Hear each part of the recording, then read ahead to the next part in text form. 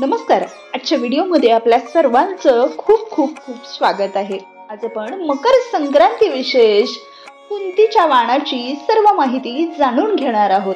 मकर संक्रांत जवळ आलेली आहे आणि आपल्यापैकी प्रत्येक जणीला पडलेला प्रश्न असतो की या वर्षी सुवासिनींना वाण काय द्यावं, ही प्रत्येक गृहिणीची चिंता असते.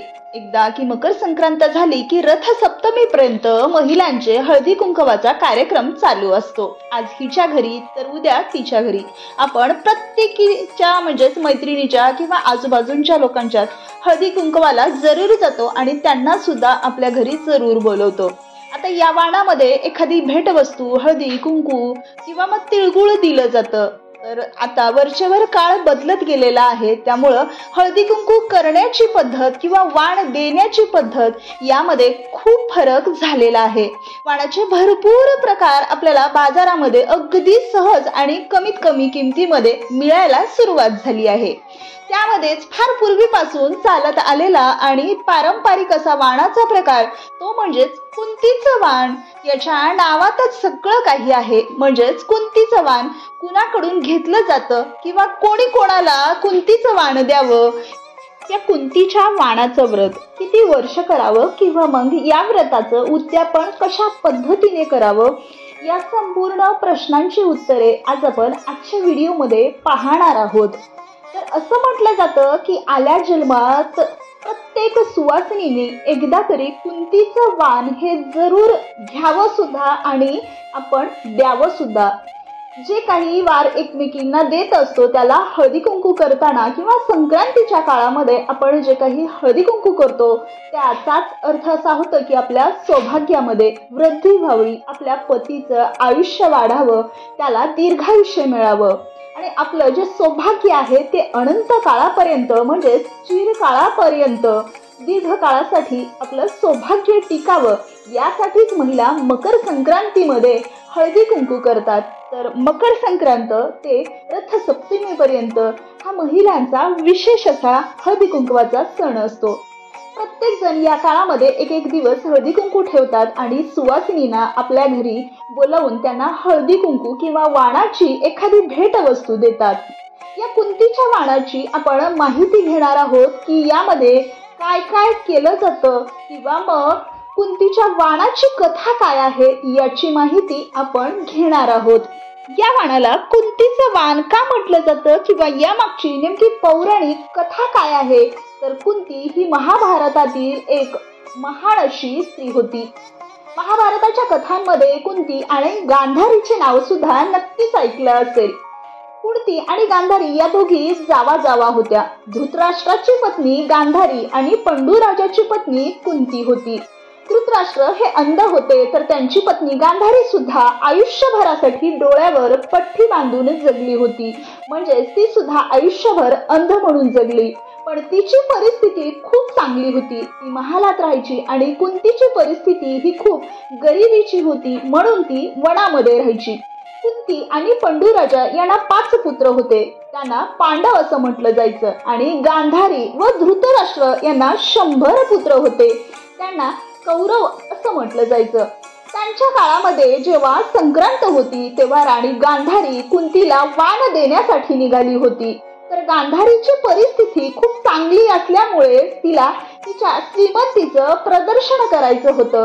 त्या काळामध्ये जेव्हा वाण दिलं जायचं तर समोरच्या व्यक्तीने सुद्धा तेवढंच वाण परत त्या स्त्रीला द्यायचं असतं. तर गांधारीच्या मनामध्ये असा विचार येतो की जर आपण एवढं वाण समोरच्या व्यक्तीला देतोय म्हणजेच कुंतीला देतोय तर ती आपल्याला एवढंच वाण परत देऊ शकेल का, कारण तिची परिस्थिती खूप गरीब असल्यामुळे गांधारीच्या मनामध्ये असे विचार येऊ लागतात. आपण श्रीमंत आहोत पण जर पुढची वस्तू म्हणजे जाऊ जी आहे तर ती खूप गरीब आहे, तिला एवढ्या वस्तू परत द्याव्या लागतील आणि ती देऊ शकेल का. दुसरी गोष्ट म्हणजे कुंतीला तिचा कमीपणा दाखवायचा होता आणि तिला कमी समजायचं होतं. म्हणून जेव्हा ती सौभाग्याचं वाण देण्यासाठी आपल्या जावेकडे म्हणजेच कुंतीकडे निघाली तेव्हा तिने तिच्या बरोबर प्रचंड महासेना घेतली. पायदळ, घोडदळ, अवाढव्य असा सैन्य फाटा आणि श्रीमंतीचं प्रदर्शन करत करत ती तिच्या जावेकडे म्हणजेच कुंतीकडे वनामध्ये गेली. त्यामध्ये जे काही पदार्थ होते, तिने जे वाण दिलं होतं त्यामध्ये गुळाचे भरपूर असे प्रकार होते. तिळगुळाचे वेगवेगळे प्रकार, हिरे जवाहर, रत्न, माणिक, मोती, कांचनाचे अनेक नवीन प्रकार होते. नवीन वस्त्र, अनेक उपहार घेऊन ती वनामध्ये गेली. तिने कुंतीला ते वाण दिलं. तेव्हा जाताना ती असं सुद्धा म्हणाली की आज मी तुला वाण देते आहे, पण उद्या माझं वाण ते 6 पटीने करून मला परत दे. म्हणून तिने सौभाग्याचं वाण लुटलं आणि गांधारी आपल्या राजवाड्यामध्ये परत गेली. तिकडे कुंतीला सुद्धा खूप काळजी वाटली की आपल्या जावेने आपल्याला एवढं सगळं वाण दिलं आहे आणि ते आपण 6 पटीने परत द्यावं लागेल. गांधारी जेव्हा वाण देण्यासाठी कुंतीकडे आली होती तेव्हा ती मस्त हत्तीवरती बसून आली होती. आता राणी कुंतीकडे तर असं काहीच नव्हतं, म्हणून तिला प्रश्न पडला होता की मी नेमकं कसं करणार. तर मला हे वाण द्यावंच लागेल. माझ्या जावेने मला एवढे सगळे वस्तू दिलेल्या आहेत, तर त्याच्या 6 पट वाण मला तिला परत द्यावं लागेल. असा विचार करत कुंती रात्रभर झोपली नाही. ती याच विचार चक्रामध्ये गुंतली होती आणि तिचं हे म्हणणं तिने भीमाला व अर्जुनाला सुद्धा सांगितलं होतं. एवढ्या सगळ्या वस्तू मी राणी गांधारीला परत कशा करणार, कारण कुंतीजवळ हत्ती सुद्धा नव्हते किंवा पायदळ घोडदळ अशा काहीच वस्तू नव्हत्या. एवढ्या सगळ्या वस्तू देण्याची तिची परिस्थिती सुद्धा नव्हती. पण कुंतीचा मुलगा भीम कुंतीला म्हणाला, आई तू काहीच काळजी करू नकोस, तुझ्यासाठी मी हत्ती उपलब्ध करून देईन आणि तू सुद्धा हत्तीवर बसून वाण द्यायला जा. तरी सुद्धा भीमाने हत्ती आणण्यासाठी इंद्रदेवाकडे प्रार्थना केली आणि इंद्राचा हत्ती ऐरावत घेऊन तो पृथ्वीवरती येत होता. तेव्हा तो हत्तीसह खाली पडला आणि पडता पडता माता कुंतीने दोघांनाही वाचविले होते. म्हणजे एवढा मोठा हत्ती आणि कुंतीचा मुलगा एवढा मोठा भीम, तर किती बलाढ्य शक्तीला माता कुंतीने अगदी सहज आपल्या पदरामध्ये झेलून घेतलं होतं. म्हणजे कुंतीच्या सौभाग्यामध्ये किती ताकद होती यावरूनच आपल्याला याची शाश्वती पडते. एवढ्या सगळ्या वस्तू म्हणजे ती अगदी तिळाचे प्रकार किंवा मग वाणाचे प्रकार सर्व घेऊन हत्तीवरती बसून ती गांधारीला वाण देण्यासाठी निघाली. माता कुंतीने मात्र हे वाण देताना आपल्या जावेला म्हणजेच गांधारीला एक खूप चांगली शिकवण दिली की हे वाण म्हणजे सौभाग्याचे अलंकार असतात आणि हे दिल्या घेतल्याने आपल्या सौभाग्यामध्ये वृद्धी होते, आपले सौभाग्य वाढतं, आपल्या पतीचं आयुष्य वाढतं. मात्र यामध्ये आपण कोणत्याही प्रकारची स्पर्धा किंवा परामर्श ठेवायला नको. आपण सरळ हाताने वाण दिलं पाहिजे आणि ते हसत मुखाने घेतलं सुद्धा पाहिजे. अंतःकरणातून आपण या गोष्टी केल्या पाहिजेत. थोडक्यात काय तर जेव्हा आपल्याला कोणी सुवासिनी किंवा आपली मैत्रीण हळदी कुंकवाच्या कार्यक्रमामध्ये वाण देते, तर तिने समजा की आपल्याला एखादी महागडी वस्तू दिली असेल तरी सुद्धा चालेल, पण परत आपण एवढीच महागडी वस्तू तिला द्यावी किंवा मग एकमेकींना ज्याची परिस्थिती आहे त्या पद्धतीने वाण द्यावं, अशी शिकवण त्यावेळी माता कुंतीने गांधारीला दिली होती. वाण तर दिलंच, त्यासोबत तिला काही महत्वाचे शब्द सुद्धा सांगितले की हे सौभाग्याचं वाण आहे, यामध्ये चढाओढ किंवा प्रतिस्पर्धा असू शकत नाही. हे आपण हळदी कुंकू करतो तर आपल्या फक्त सौभाग्य वर्धनासाठी करतो, म्हणून आपल्या कुठल्याही मोठेपणाचा बडेजावपणा कधीच करू नये. आपल्या कुवतीप्रमाणे आपण दान केलं पाहिजे आणि ते वाण आपण सौभाग्यासाठी दिलं पाहिजे. आपण कोणत्याही प्रकारची यामध्ये स्पर्धा ठेवायलाच नको. म्हणूनच या वाणाला कुंतीचं वाण म्हटलं जातं आणि तेव्हापासून हे आजपर्यंत कुंतीच्या वाणाची प्रथा रूढ झालेली आहे. कुंतीच्या वाणाची कथा तर आपण ऐकली, पण कुंतीच्या वाणामध्ये काय काय वस्तू दिल्या जातात किंवा ते कशा पद्धतीचं असतं हे आपण आता पाहणार आहोत. कुंतीचं वाण जर तुम्हाला कोणी दिलं असेल तर तुम्हाला सुद्धा पुढच्या वर्षापासून 5 सुवासिनींना हे द्यायचं असतं आणि ते 3 वर्ष आपल्याला कुंतीच्या वाणाचं व्रत करायचं असतं. सगळ्यात अगोदर आपण काय काय वस्तू देऊ शकतो याची माहिती घेणार आहोत. तर कुंतीच्या वाणामध्ये 1.25 किलो प्रमाणामध्ये साहित्य असतं.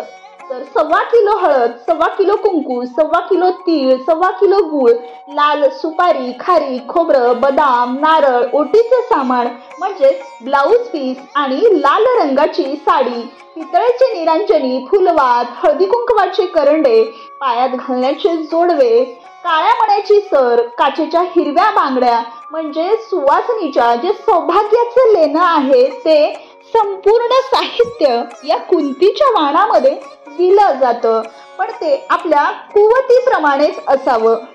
आता आपण पाहूयात की कुंतीचं वाण हे कशा पद्धतीने सुरुवात करायचं असतं.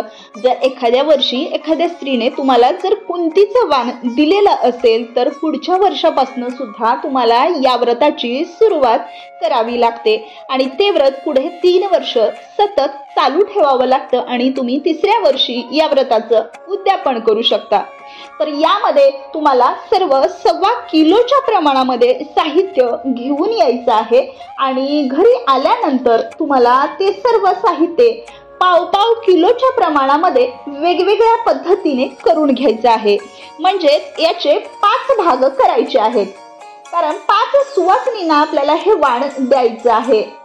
तर आपण एक सुवासिनी म्हणजेच कुंतीचं वाण जर तुम्हाला दिलं तर कुंतीच्या वाणामध्ये तुम्हाला पावशर हळद, पावशर कुंकू, पावशर तीळ, पावशर गूळ, लाल सुपारी, खारीक, खोबरं, बदाम, ओटीचं सामान किंवा मग नारळ, कुंतीच्या वाणामध्ये ज्या ज्या वस्तू असतात त्या 1.25 किलो प्रमाणामध्ये आणायच्या असतात आणि त्याचे भाग करून म्हणजेच 5 भाग करून प्रत्येकीला पावशेर अशा वस्तू द्यायच्या असतात. त्याचे 5 भाग केल्यानंतर त्या व्यतिरिक्त बाकीच्या ज्या वस्तू आहेत म्हणजेच 5 पंचपाळ किंवा 5 नारळ, 5 ओटीचे ब्लाऊज पीस किंवा मग 5 जर तुम्हाला साड्या जमत असतील तर लाल रंगाच्या 5 साड्या, त्याचसोबत 5 खारीक, खोबरं किंवा बाकीचं जे काही सौभाग्याचं दान आहे त्यामध्ये गजरा, बांगड्या, मेहंदी किंवा नेलपेंट, टिकली किंवा मग आपण जोडवी किंवा मंगळसूत्र म्हणजेच मणी सुद्धा देऊ शकतो. तर ते संपूर्ण 5-5च्या प्रमाणामध्ये घ्यायचं आहे. या व्यतिरिक्त तुम्ही कोणतंही जे सौभाग्याचं दान आहे जर ते सौभाग्याचं दान देणार असाल तर ती कुठलीही वाणाची वस्तू यामध्ये ठेवू शकता. त्याचसोबत खडीसाखर सुद्धा या ठिकाणी तिळगुळ किंवा मग खडीसाखर सुद्धा घेऊ शकता आणि ते संपूर्ण साहित्य एकत्र जमा केल्यानंतर त्याचे 5 भाग करायचे आहेत. हे सर्व साहित्य जमा केल्यानंतर तुम्ही याचे 5 ताट करू शकता किंवा 5 वेगवेगळ्या टोपलीमध्ये ते पॅक करून घ्यायचं आहे. म्हणजेच हे 5 प्रकारचे वाण होतील. तर त्याला आपण मकर संक्रांतीच्या दिवशी सुगड्यांसोबत याची यथासांग पूजा करायची आहे आणि पूजा केल्यानंतर एक भाग जो आहे तो आपण स्वतः घ्यायचा आहे. ते कुंतीचं वाण स्वतः पूजा करून घ्यायचं आहे. दुसरं जे वाण आहे ते आपण तुळशीला यथासांग हळदी कुंकू देऊन ते वाण तुळशीला द्यायचं आहे आणि त्याचा 3रा भाग हा आपण आपल्या घरातील मोठ्या व्यक्तीला देऊ शकतो किंवा देवीला देऊ शकतो. मंदिरामध्ये जर जाऊन आपण कोणत्याही मंदिरामध्ये देवीला हे हळदी कुंकवाचं दान देऊ शकता किंवा मग जर आपण विठ्ठल रुक्मिणीच्या किंवा रामाच्या मंदिरामध्ये जाऊन सीता मातेला किंवा रखुमाईला आपण या वाणाचा 3रा भाग देऊ शकतो किंवा आपण घरच्या देव्हाऱ्यावरती देवीला हे वाण देऊ शकतो.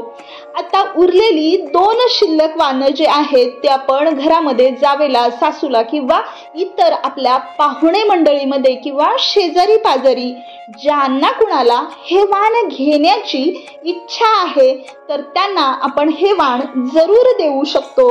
त्याचं कारण असं आहे की हे जर वाण घेतलं तर पुढे त्याची साखळी अशीच कायम ठेवली पाहिजे. ज्या 2 व्यक्तीला आपण हे वाण देणार आहोत पुढच्या वर्षापासनं त्या 2 व्यक्तींनी 5-5 व्यक्तींना पुढे हे वाण दिलं पाहिजे आणि याची साखळी अशीच चालू होते. त्यामुळे आपण हे वाण कुठल्याही मैत्रिणीला देऊ शकतो किंवा मग कुठल्याही आप्तेष्टामध्ये हे वाण देऊ शकतो जेणेकरून हे वाणाची जी प्रथा आहे ती पुढे चालू राहील. 2 वर्ष याची प्रथा केल्यानंतर 3ऱ्या वर्षी या व्रताचं उद्यापन करायचं आहे.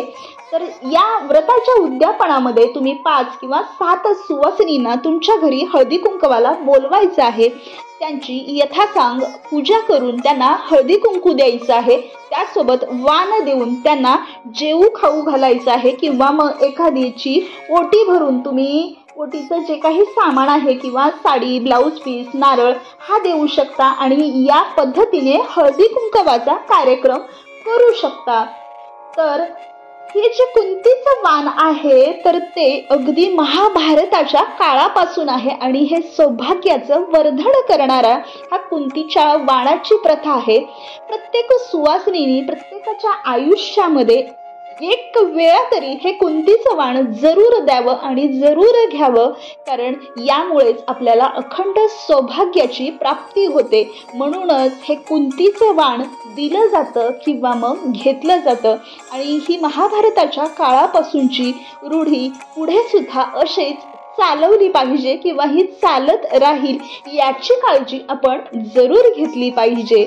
तर ही संपूर्ण कुंतीच्या वाणाची माहिती किंवा मग वाणाची कथा जर तुम्हाला योग्य वाटली असेल किंवा आवडली असेल तर अशाच नवनवीन पौराणिक माहितीसाठी आपल्या चॅनलला लाईक, शेअर आणि सबस्क्राईब नक्कीच करा. धन्यवाद.